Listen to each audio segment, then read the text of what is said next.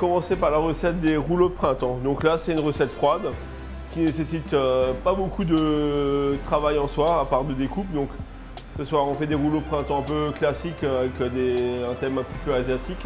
Donc on y retrouve carottes, courgettes, mangue, crevettes, salade verte, j'ai rien oublié, menthe et coriandre. Donc on prend tous nos légumes, donc on les épluche, on les lave. Courgettes, on préserve le côté, on les épluche pas par contre. Donc les carottes, simplement à la mandoline, une fine julienne. Pas de la purée, quelque chose de croquant mais fin quand même, comme vous l'avez vu. Courgettes, pareil, seulement sur la courgette, j'ai récupéré vraiment l'extérieur, le côté vert.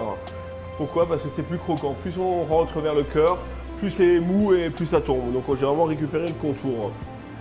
Pour la salade, j'ai récupéré les feuilles entières que j'ai lavées. Feuilles de menthe, feuilles de coriandre également. Tomates lavées, on enlève le pédoncule. On les coupe en 4, on enlève tout ce qui est pépins et on fait pareil une fine julienne avec. Mangue, on épluche, pareil une fine julienne. Une fois qu'on a ça, vous avez vu, j'ai mis sur un plateau les différents ingrédients. On a notre pâte de riz, des galettes de riz. Donc là, en l'occurrence, j'ai fait chauffer de l'eau. Donc, comme vous le verrez sur la vidéo, normalement, il nous a bien filmé en train de faire chacun le sien. Donc la galette, simplement, on la trempe dans l'eau chaude rapidement. On la pose sur un torchon humide, toujours sur quelque chose d'humide. Pas forcément un sopalin a tendance à accrocher. Donc idéalement, un torchon propre, bien humide, c'est mieux. On dispose dessus, du coup, ça n'accroche pas. On commence par la salade. Après, sincèrement, aléatoirement, ça n'a pas d'importance. Donc simplement, on y met la salade. J'ai mis les courgettes, les carottes, j'ai mis les tomates, la mangue, les crevettes qu'on a décortiquées, coupées en deux, chartrées, c'est-à-dire enlever tout ce qui est intestin, tout à fait. On les a réservés de côté. On y a mis la menthe, la coriandre. Également, j'ai oublié de vous dire, on a pré-cuit également les vermicelles de soja.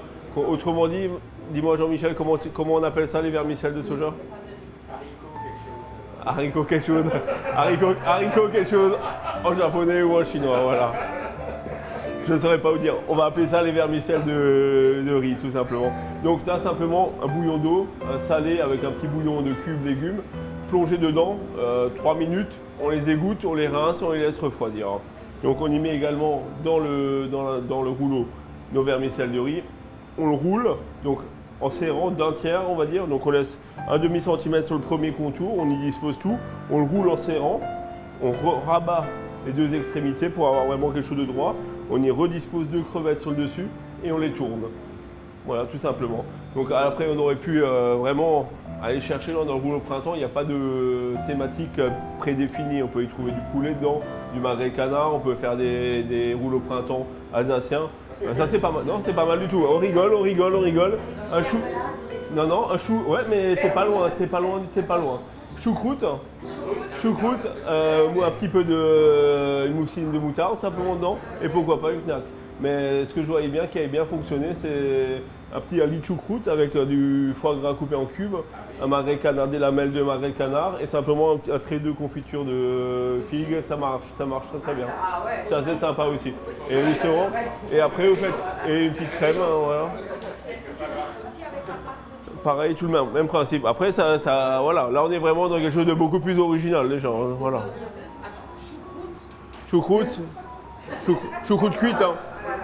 Choucroute cuite et froide. Hein. Choucroute cuite et froide. Voilà, à préciser, bien égouttée, pas qu'elle tire trop de jus. Hein. Dés de foie gras. À côté de ça, on a préparé une petite sauce soja. Donc ça, c'est vraiment assez sympathique aussi. Donc on y a mis du vinaigre de riz. Donc en l'occurrence, si vous avez le choix entre un vinaigre de riz chinois et japonais, prenez le japonais. Donc vinaigre de riz japonais, avec du nuoc nam. Donc ça c'est un condiment japonais asiatique également. On y a mis du sucre, du gingembre râpé et du jus de citron. On a laissé mariner ça. Donc après il y a 2 écoles. Soit le gingembre, vous aimez vraiment ça, moi ça ne me dérange pas. On le laisse dedans, donc c'est à côté Pepsi qui est pas mal. En l'occurrence, quand on a des grands tablés comme nous, avec des palais un peu différents, je l'ai passé au chinois pour enlever le gingembre au dernier moment, donc ça on l'a fait. Et du coup, il y a la saveur qui a infusé dedans, donc il y a un peu moins de puissance, mais la saveur est là. Jean-Michel, j'ai préparé une assiette spéciale remplie avec vraiment le reste de gingembre. Voilà, donc également, ça c'est par rapport à la sauce. Donc on laisse mariner ça, on le passe au dernier moment, on le dispose dans des peu jolis ramequins à table. En l'occurrence, ce soir, on a décortiqué des crevettes. On avait des restes d'épluchures, de carottes, de courgettes. J'ai mis un peu d'échalotes également. Donc tous les restes, je les ai récupérés. Je les ai sués simplement à l'huile d'olive, d'accord. J'ai pris un petit peu de vin blanc, j'ai déglacé, donc en gros un verre de vin blanc. J'ai mis un verre de gnoc nam, d'accord, et j'ai mouillé à hauteur, j'ai laissé cuire. Les couteaux, pareil, on les a nettoyés. J'ai récupéré tous les restes de couteaux, les boyaux, toutes ces choses-là. J'ai mis dedans. Une fois que ça a bien cuit, on l'a vraiment pressé, d'accord. Et on a récupéré ce jus, cette petite soupe, esprit un peu asiatique, toujours qui est forcément, on avait pas mal de crevettes, donc elle a pris le dessus un petit peu en crevettes. Mais ça se marie très bien. Et on avait des restes également de légumes également râpés. On avait restes de crevettes et restes de vermicelle que j'ai coupé. Donc on a mis tout ça joliment dans une assiette et on a vraiment une entrée, on va dire. Ça c'était pas prévu, mais c'est pour vous montrer que avec les restes, sincèrement, voilà, vous avez vu, on peut faire quelque chose de rapide et goûteux. Et ça se mariera très bien aussi avec le rouleau de printemps. Voilà. Donc pour les couteaux. Donc, le coquillage, vous l'avez vu, c'est des bâtonnets. Donc d'un côté, il n'est pas soudé, il n'est pas attaché. Au bas, il y a le pied. Donc on a pris le couteau. Dans le sens, là où il n'est pas attaché, on l'a mis en taille pour le faire, pour le stimuler un petit peu et en même temps le décrocher. Comme ça, on le blesse d'une certaine manière sans le couper trop. De l'autre côté, on le tourne, on va jusqu'au niveau du pied. N'essayez pas de couper le pied parce que plus vous abîmez la main qu'autre chose. Une fois qu'on a fait ça, on l'ouvre en deux au niveau du milieu. On le sort entier. Et on les nettoie, c'est-à-dire, en l'occurrence, si on cuit un couteau entier, on le fait dégorger un petit peu, d'accord? Le principe, dégorger à l'eau légèrement salée ou légèrement vinaigrée, une ou deux fois pour que vraiment ça crache le sel, et on les fait revenir rapidement. Donc dans le couteau, tout se mange, il n'y a rien à enlever normalement. En l'occurrence, ce soir, on avait 3 kg de couteau, il y avait de la matière, donc on a vraiment récupéré le côté le plus tendre, et l'excédent, on l'a mis dans le potage, donc on n'a rien perdu en soi. Donc là, on a nettoyé un petit peu, on a enlevé le pied qui est un peu plus ferme, on a enlevé les boyaux que vous pouvez voir, ce genre de choses, on a récupéré que la matière. Les cacahuètes, on les concasse. Les graines de fenouil, légèrement concassées également. On fait le mélange des deux, d'accord. Je le mets soit au four très chaud 200 degrés pour vraiment torréfier, donc apporter une couleur, ou à la poêle sans matière grasse. Mais là, il faut être un peu plus vigilant parce que ça brûle plus vite, vraiment pour avoir une belle coloration. Une fois qu'on a ça, on le transvase dans un cul de poule, on y incorpore la chapelure, d'accord, le jus de citron et les couteaux. On fait le mélange.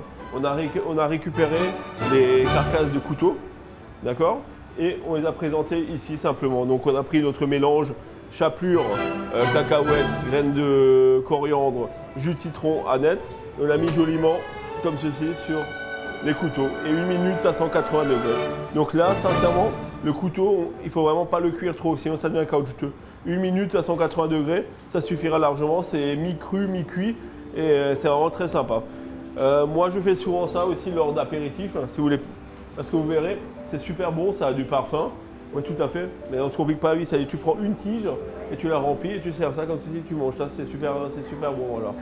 Parce que là, vous verrez, c'est assez sympathique. C'est plus une entrée qu'un plat de résistance. Mais là, en l'occurrence, ce soir, on va l'utiliser de manière différente. Mais en apéro, on va dire à petite échelle, c'est vraiment sympathique. Parce qu'il n'y a pas de sauce, il n'y a pas vraiment d'accompagnement avec. Si là, on rajoute une timbale de riz, je dis une bêtise, riz sauvage, ça va paraître vite sec. C'est vraiment quelque chose qui se mange tout seul comme ceci. Et idéalement, voilà, en apéritif ou une petite entrée, c'est très sympa. Il y a une question par rapport à cette préparation, c'est vraiment très facile, très rapide. On peut le préparer un peu en amont, donc là, à la limite, vous le mettez au frigo et au dernier moment, en cuisson. Voilà. Mais vraiment, 1 minute, hein, j'avais mis. Oui. Normalement, on trouve ça. En tout cas, chaque poissonnier peut le trouver parce qu'il y en a. Oui, il faut les commander parce que ça ne se vend pas régulièrement chez nous. Mais on va dire, grand frais souvent ils ont sous vide, ouais, exactement. Mais on va dire sur un rayon traditionnel, il faut mieux le commander, on va dire. Mais on trouve sans problème. Ordre de prix entre 9,90 et 12 € le kilo à peu près. Voilà. Pour le tiramisu, simplement, la masse crémeuse, on a pris de la mascarpone et les yaourts Gervita. Pourquoi les Gervita, les yaourts? Pourquoi? Parce que ça a le côté mousseux, côté un petit peu acidulé, yaourt grec un petit peu dans ce sens-là. Donc on fait le mélange des deux, d'accord. J'ai incorporé le limoncello, du jus d'orange. J'ai lavé l'orange à bord, non traité, zesté, récupéré zeste, mélange des deux. D'accord. À côté de ça, les boudoirs, je les ai mis dans une plaque. Pareil, ça j'ai pas marqué sur la recette, j'ai mis quelques zestes d'orange. J'ai mis pareil le mélange de jus d'orange et limoncello. Donc limoncello c'est l'alcool à base de citron, mais qui n'est pas très fort, mais qui a un petit parfum un petit peu acidulé comme ceci. Donc on les laisse vraiment prendre, comme un tiramisu classique, le café tout simplement. Une fois qu'on a ça, on met un boudoir sur le fond, on remplit avec la masse crémeuse simplement, et on met joliment les fruits. Donc là en l'occurrence on a mis framboise et myrtille ce soir, et fruits de la passion au milieu. Et on garde un boudoir sur la fin pour le dessus. Et au dernier moment, on va mettre un petit peu de sucre glace encore. Sur la recette, j'ai mis également copeaux de chocolat. Donc là, on aurait pris du chocolat noir. Et simplement avec l'économe, on aurait gratté simplement. Et on aurait mis un petit peu dessus. Mais sincèrement, le chocolat avec les fruits, ça n'a pas vraiment de sens. C'était plus pour rappeler le tiramisu, on va dire, que le tiramisu sud. Voilà. C'est un dessert, vous verrez, qui va beaucoup vous plaire parce qu'il est peu sucré. Il est assez esthétique quand même et il a vraiment de la saveur assez sympathique, on va dire. C'est vraiment un dessert de saison qui se prépare minute. C'est assez important, enfin minute. On peut le préparer un jour à l'avance ou le jour même. Il n'y a pas de temps de prise comme un tiramisu classique où il faut mettre les jaunes d'œufs, il faut tout ça. C'est vraiment très rapide. C'était notre dernier cours de la saison, hein. Donc voilà. Alors, on va faire des salines au moment de l'apéritif. Hein. Merci beaucoup.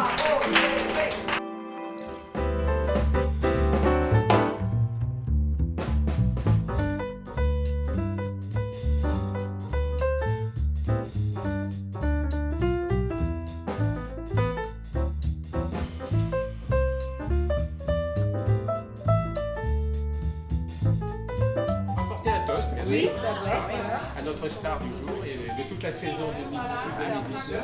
En l'occurrence, Cédric, star du maestro des fourneaux, qui nous a gâté toute cette saison. Là. Il nous a émoustillé les papilles. Merci beaucoup.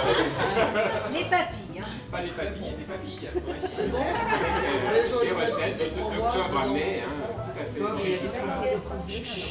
Que vous pouvez consulter, que vous avez essayé de faire à la maison, que vous avez apprises au talent de Cédric, au talent oratoire et pédagogique de Cédric. Donc toutes ces recettes faites dans le côté, près des fourneaux, près des pianos. Et bien, tout ça c'est mis en musique à la maison.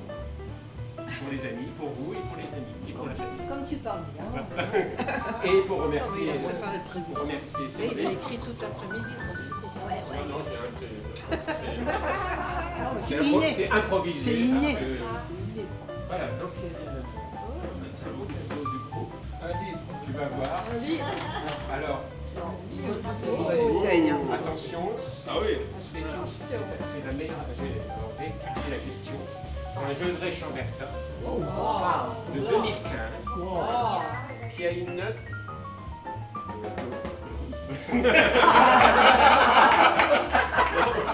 Mais de 18 sur 20, je crois. Ah oui. Attention.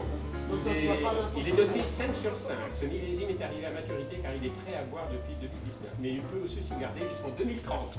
On va garder Cédric jusqu'en 2030. Mais le problème, c'est que la bouteille, ça va peut-être pas suffire pour. C'est pour un petit tête-à-tête. Ah oui. Avec grand plaisir. Bah, moi, je suis amateur de vin, donc je garde un peu. je garde sans doute encore un petit peu, parce qu'effectivement, il Mais me c'est prend encore peu d'âge. Non, mais déjà 4 ans En tout cas, voilà, je prends plaisir et je penserai à vous au moment de la dégustation. Et moi, à mon tour, carrément, ça fait la Alors, moi, 5e année, je crois. plus que ça. Alors, moi, je suis ici depuis 2012. J'ai remonté. Non. Si. 7 ans, je. Alors, 2012. Le jeu est perplexe, mais. Non, c'est perplexe, hein, mais c'était toi, hein, bien, c'est ça, hein, c'est archivé, hein, tout ça.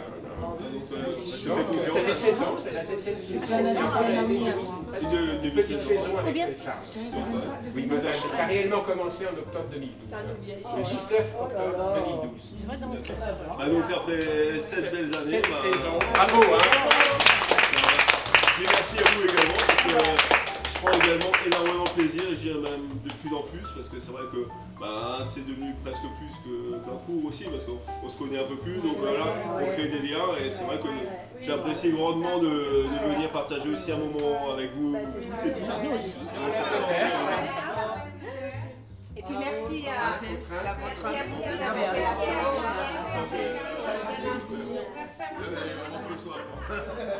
Santé, bon, on va faire un tour santé.